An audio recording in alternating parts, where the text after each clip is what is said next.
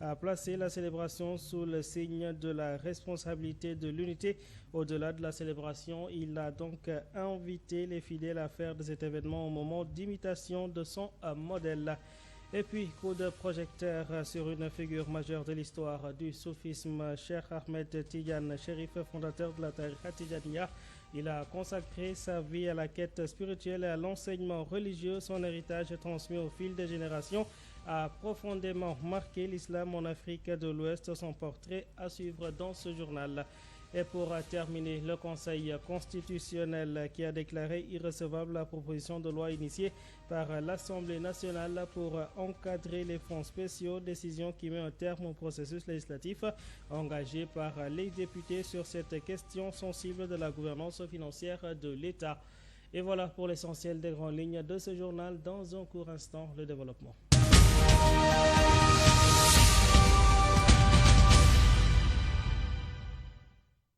À toutes et à tous de nous choisir pour vous informer. Direction Tivaouane, lors de la cérémonie officielle du Gamou, le représentant du Khalife général des Tidjanes, Serigne Ba Mansour Sy, a lancé un appel à la responsabilité au dialogue à l'endroit de la classe politique. Il a invité les acteurs de la majorité comme de l'opposition à privilégier le dialogue afin de préserver les valeurs de paix et de solidarité. Au fur et à mesure que moom muy exercer magistère am ñuy waxtaan rek di waxtaan. Le président de la République doit renouer le fil du dialogue avec les partis d'opposition. C'est par le dialogue que nous pourrons parvenir à un consensus sur les grandes questions qui engagent l'avenir du pays. À cet effet, une commission indépendante et apolitique pourrait être mise en place afin de faciliter les rencontres et les échanges entre le pouvoir et les partis d'opposition. En tant que religieux, nous prions pour que ce dialogue puisse se renouer et pour que soit préservée la paix, la stabilité et la cohésion du pays. La parole à présent au ministre de l'Intérieur et de la Sécurité publique, Mohamedou Makhtar Cissé, qui a fermement condamné les discours de haine et les actes xénophobes qu'il juge contraires aux valeurs de la Teranga. Il a appelé au respect des immigrés vivant au Sénégal dès lors qu'ils se conforment aux lois de la République. Le voici. Président de la République discours Sénégal. Les discours de haine et les actes xénophobes ne font pas partie de la culture sénégalaise de la Teranga. Le prophète, paix salut sur lui, nous a enseigné que la première communauté constituée autour de son message était composée en grande partie de personnes ayant connu l'exil et la migration. Lui-même a connu l'émigration.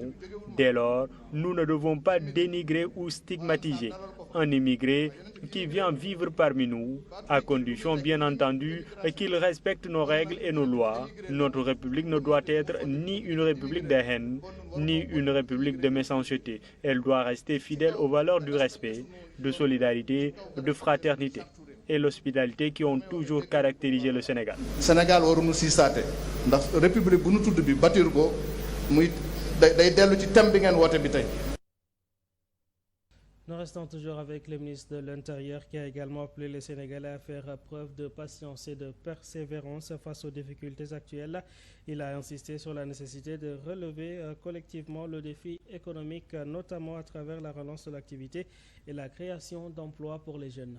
Donc ñàkk métti na métti bi nga xam ne mën na jural nit ki mu weddi yàlla donc nag nit ki loolu su ko dalee da nga koy comprendre waaye nu xam ne nag.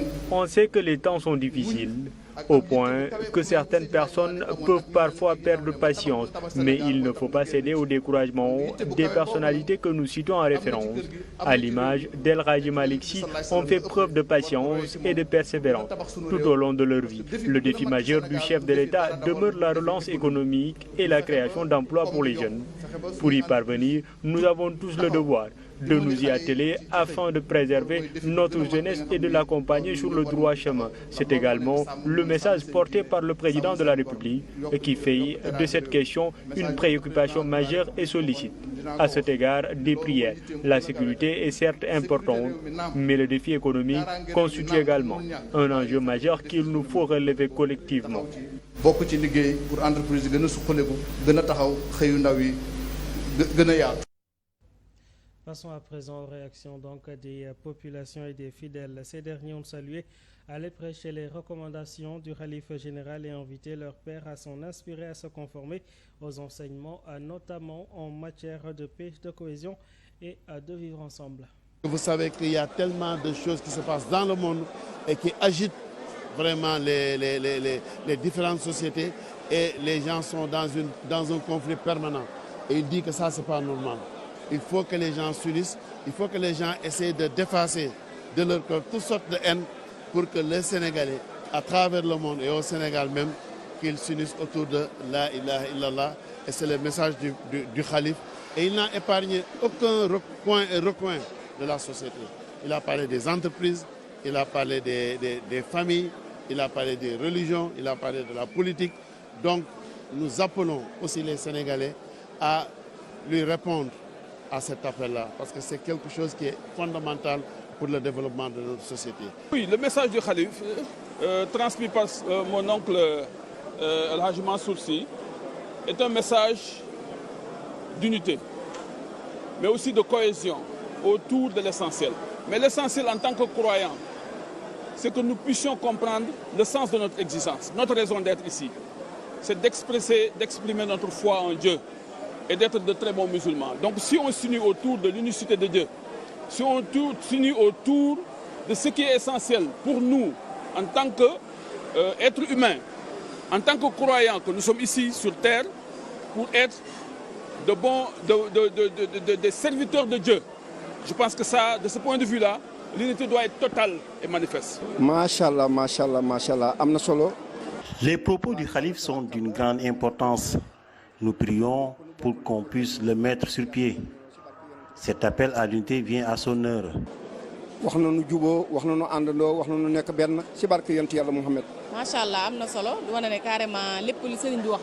tant que fidèles, nous devons respecter à la lettre les consignes du khalife. Cette cérémonie a dépassé nos attentes.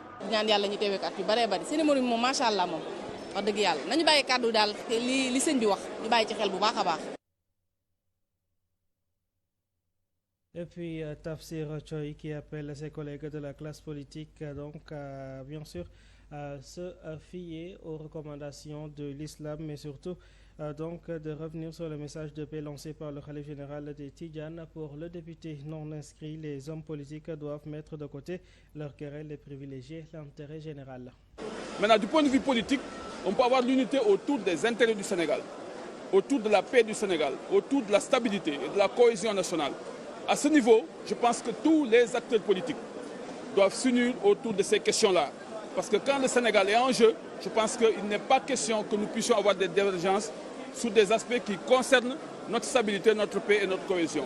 Maintenant, sur l'autre aspect concernant les partis politiques, je pense que c'est une question de croyance, une question de doctrine, c'est une question d'idéologie, c'est une question de vision et c'est une question de compréhension de la façon dont le pays marche.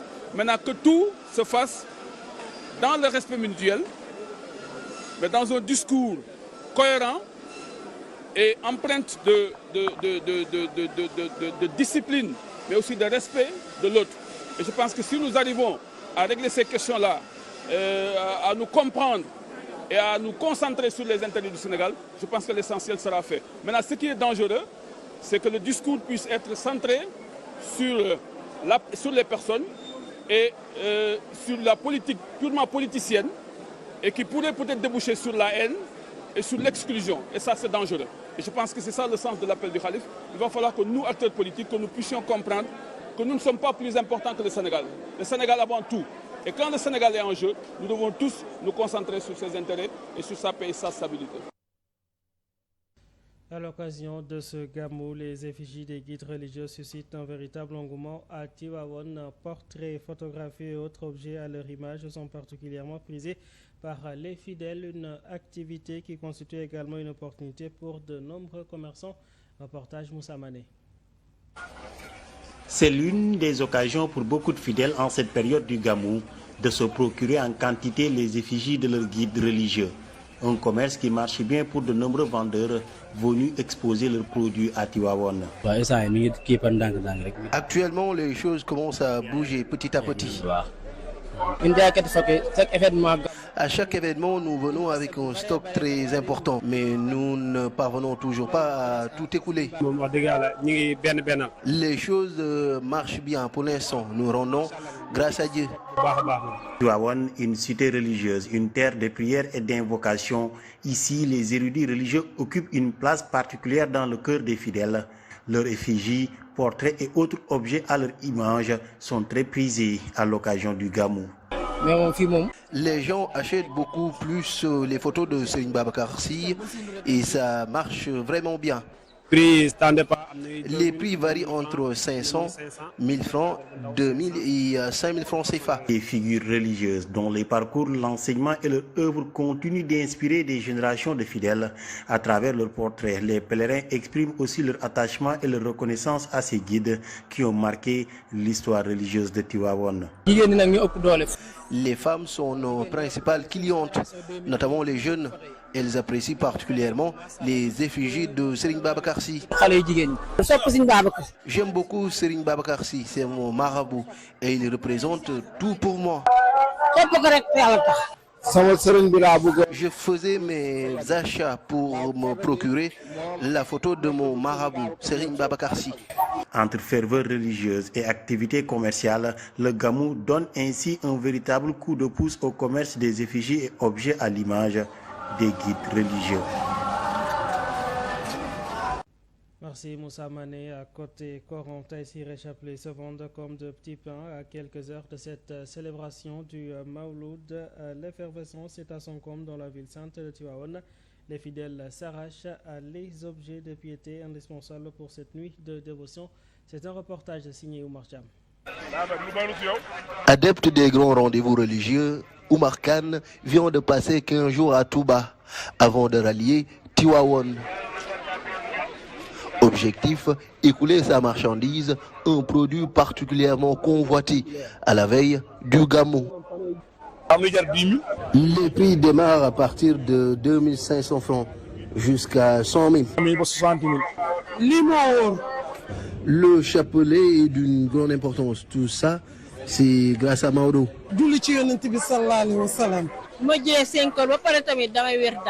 Du matin au soir, nous ne faisons que glorifier le Tout-Puissant et son prophète.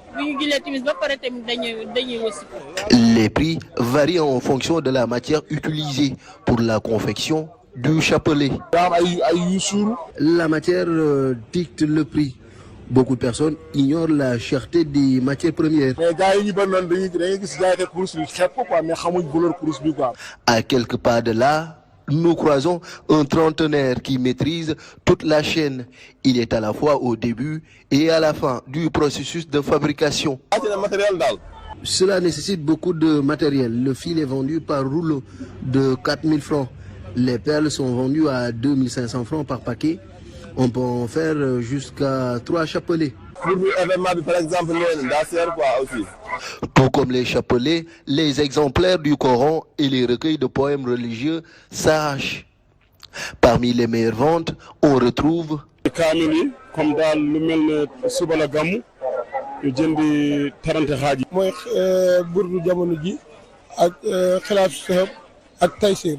la demande explose depuis quelque temps, nous confient ces deux vendeurs. Il est de notoriété publique que la ville de Tivaouane est remplie de religieux, de gens avides de connaissances. C'est pourquoi depuis le premier jour du bourde, nos chiffres d'affaires sont non négligeables. Parole de commerçant. L'effervescence va battre son plein jusqu'aux premières heures de la nuit, célébrant le prophète, paix et salut sur lui. Le projecteur sur une figure de l'histoire du soufisme, Cheikh Ahmed Tidiane Cherif, fondateur de la Tariqa Tidjaniya.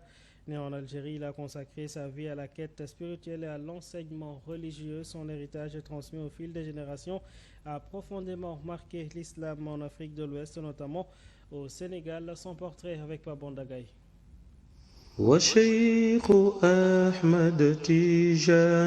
À l'origine d'une des plus grandes confréries soufis d'Afrique de l'Ouest, un homme dont le nom résonne encore dans les plus grandes cités religieuses du Sénégal, Cheikh Ahmed Tidiane Cherif.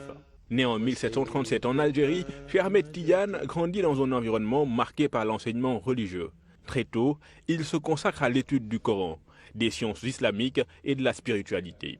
Sa quête de connaissances le conduit à voyager à travers le Maghreb, puis vers les grands centres religieux de l'islam. Mais son parcours ne s'arrête pas à la recherche du savoir. Au fil de ses voyages et de ses rencontres avec plusieurs maîtres spirituels, il approfondit sa connaissance du soufisme. C'est dans cette longue quête spirituelle que va progressivement se dessiner la voie qui deviendra la Tidjaniya. Son parcours le conduit notamment à Fès, au Maroc. C'est dans cette ville qu'il établit son principal centre d'activité et que son enseignement prend véritablement son essor. La Tidjaniya se distingue notamment par ses pratiques de zikr et par une discipline spirituelle centrée sur la prière, la demande de pardon à Dieu et l'invocation de son nom. Pour les disciples Tidjane, la naissance de cette voie est également liée à une expérience spirituelle majeure de Cheikh Ahmed Tidiane, la rencontre avec le prophète Mohammed dans une vision, événement auquel la tradition Tidjane attribue la transmission de la voix et de ses litanies. À sa mort en 1815, Cheikh Ahmed Tidiane laisse derrière lui une voie spirituelle appelée à dépasser largement les frontières du Maghreb. La Tidjaniya se diffuse progressivement en Afrique du Nord, puis en Afrique de l'Ouest, où elle acquiert une influence considérable. Au Sénégal, cette tradition sera ensuite portée par de grandes figures religieuses, parmi elles El Hadj Malick Sy à Tivaouane, mais aussi Abdoulaye Niass et Cheikh Ibrahim Niass à Kaolack. D'autres grandes figures comme El Hadj Omar Tall contribueront également à l'expansion de la Tidjaniya en Afrique de l'Ouest. Aujourd'hui encore, des millions de fidèles se réclament de cette voie spirituelle et chaque année, à l'occasion du Gamou, son héritage retrouve une résonance particulière. Et puis, direction Kaolack, Medina Baye, garantir un Gamou zéro accident. C'est l'objectif fixé cette année par le lieutenant-colonel Sambo, commandant du groupement d'incendie de secours de la zone numéro 3. Alors que la ferveur religieuse gagne progressivement la ville, les soldats du front déploient un important dispositif de prévention et de secours. Voilà, à l'instar des années précédentes, le groupement d'incendie de secours numéro 3, en coordination avec les autres forces de défense et de sécurité, s'est encore engagé pour la couverture sécuritaire et médicale du Gamou de Medina Baye et des autres cérémonies religieuses de la même nature qui se déroulent dans le secteur du groupement. Et cette mission, en fait, le détachement est chargé de la prévention et des secours tant contre les incendies que contre les périls ou accidents de toute nature menaçant la sécurité publique à Medina Baye, ses alentours et dans toute la zone d'intérêt opérationnel du groupement d'incendie et de secours. Et en particulier, cette mission se traduit par les visites de prévention que nous avons menées ces derniers jours dans les grandes structures recevant du public de Medina Baye, la formation du personnel de sécurité du comité d'organisation du Gamou, les ravitaillements en eau, les secours à victimes, la lutte contre les incendies et contre les inondations. Donc pour mener à bien notre mission, le dispositif est articulé en deux échelons. Un premier échelon basé à Medina Baye et sur les sites des grandes familles religieuses et un deuxième échelon tenant les axes pour réduire au maximum possible les délais d'intervention en cas de sinistre. Autre chose dans ce journal, le verdict qui est enfin tombé. Le Conseil constitutionnel a déclaré irrecevable la proposition de loi initiée par l'Assemblée nationale pour encadrer les fonds spéciaux, décision qui met un terme aujourd'hui au processus législatif engagé par les députés sur cette question sensible. C'est la fin du suspense autour des fonds spéciaux. Le Conseil constitutionnel vient de rendre sa décision. La proposition de loi visant à encadrer le régime juridique des crédits spéciaux est déclarée irrecevable. Un coup d'arrêt à l'initiative portée par plusieurs députés de l'Assemblée nationale, parmi lesquels Guy Marius Sagna, Mame Diarra Bèye et Alphonse Mané Sambou. À l'origine de cette décision, un bras de fer institutionnel entre l'exécutif et le Parlement. Le texte en question avait été adopté en commission et devait être examiné en séance plénière le 19 août dernier. Il ambitionnait notamment de donner un cadre juridique aux crédits spéciaux, souvent désignés dans le débat public comme des fonds politiques, avec un objectif affiché de contrôle et de transparence. Mais à la veille de l'examen en plénière, le gouvernement a opposé l'irrecevabilité au texte. Le Premier ministre Ahmadou Lamine Lo saisit alors le Conseil constitutionnel conformément à l'article 83 de la Constitution. Au cœur du recours, la répartition des compétences entre le Parlement et le pouvoir réglementaire. Pour l'exécutif, certaines dispositions de la proposition de loi relèvent du domaine réglementaire et non du domaine de la loi, en référence notamment aux articles 67 et 76 de la Constitution. Saisi le 18 août, le Conseil constitutionnel disposait de 8 jours pour statuer. Il a rendu son verdict ce mardi 25 août en déclarant le texte irrecevable. Conséquence immédiate, le processus législatif engagé autour de l'encadrement des faux spéciaux est stoppé dans sa forme actuelle. Puis le Premier ministre Ahmadou Al-Aminou Lo présentera sa déclaration de politique générale devant l'Assemblée nationale le 1er septembre prochain. Ce grand oral parlementaire constitue une étape décisive pour le chef du gouvernement qui exposera la feuille de route stratégique, les orientations économiques et les priorités d'action de son équipe pour les mois à venir. Et puis la situation des ex-travailleurs de la Sotrac de la CIA, c'est d'abord Sénégal particulièrement préoccupante. La grève de la faim engagée pour obtenir le paiement de leurs indemnités se poursuit alors qu'ils dénoncent l'absence de réaction concrète de la part des autorités. Il y a de cela une semaine que nous avons entamé pour réclamer à l'État du Sénégal une somme reliquataire de 11 milliards 400. Que nous ne commandons pas, que nous ne négocions pas, parce que ce sont nos droits. Parce qu'il y va de notre dignité. Ce qui nous étonne, c'est le mépris par lequel l'État juge ce dossier. Parce qu'ayant reçu la visite du ministre du Travail, M. Mamadou Lamine Dianté, qui est venu sans nous apporter une solution. Il a tous les leviers entre ses mains pour comprendre la détresse qui nous anime aujourd'hui, pour comprendre la souffrance que nous vivons aujourd'hui. L'État a l'obligation de réagir, parce que l'État c'est une continuité. Nous, on ne pensait pas avoir devant nous des autorités au cœur aussi dur, on ne le pensait pas. Parce qu'on ne pensait pas aujourd'hui que M. Mamadou Lamine Dianté, syndicaliste, qui a paralysé pendant plus de 15 ans le système éducatif du Sénégal, puisse arriver à une station et oublier complètement les souffrances des travailleurs, ça on n'a jamais imaginé. Mais eh bien, c'est ce qui est arrivé. Maintenant, il n'a qu'à rester dans sa position. Nous allons maintenir les nôtres pour voir ce que cela fait. En tout cas, nous sommes prêts à nous sacrifier, parce que comme l'a dit le président, nous sommes tous déjà morts. Note de sport pour terminer. La Confédération africaine de football a procédé ce mardi au Caire au tirage au sort des éliminatoires de la Coupe d'Afrique des Nations des moins de 23 ans, dont la phase finale est prévue en Égypte en 2027. Exemptée du premier tour préliminaire, l'équipe Sénégal U23 fera son entrée au second tour et avant-dernier, donc prévu en novembre prochain. Les Lionceaux, dirigés par Serigne Saliou Dia, affronteront le vainqueur de la confrontation entre Djibouti et le Soudan du Sud. Le calendrier est déjà arrêté. Le match aller se jouera le 9 novembre, tandis que la manche retour est prévue pour le 17 novembre. Et voilà qui met un terme à ce journal. Merci à toutes et à tous de nous avoir suivis. Restez avec nous, nos programmes se poursuivent. Bonne soirée à toutes et à tous.